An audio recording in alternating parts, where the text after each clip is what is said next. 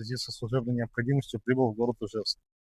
Находясь недалеко от здания госавтоинспекции, ко мне подошел мужчина, который сообщил, что чувствует себя плохо, попросил включить проблесковые маячки для обозначения скорой помощи.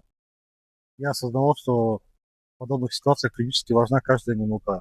Без промедления посадил мужчину в патрульный автомобиль, доставил в медицинскую организацию, где ему была оказана необходимая медицинская помощь.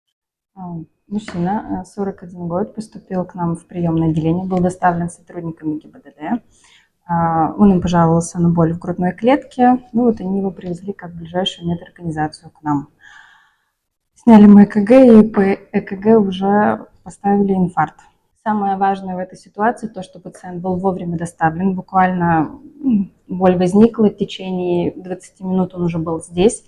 Мы уже дали все нужные ему препараты, и дальше он был доставлен по маршрутизации. Все было сделано очень быстро, что и, я как думаю, спасло пациента. Хочу от всей души поблагодарить сотрудника ГАИ Анатолия, который в понедельник спас мне жизнь. Так сказать, успели все сделать в золотой час. Ну, просто очень благодарен до слез и душевно все эмоции как бы пережил.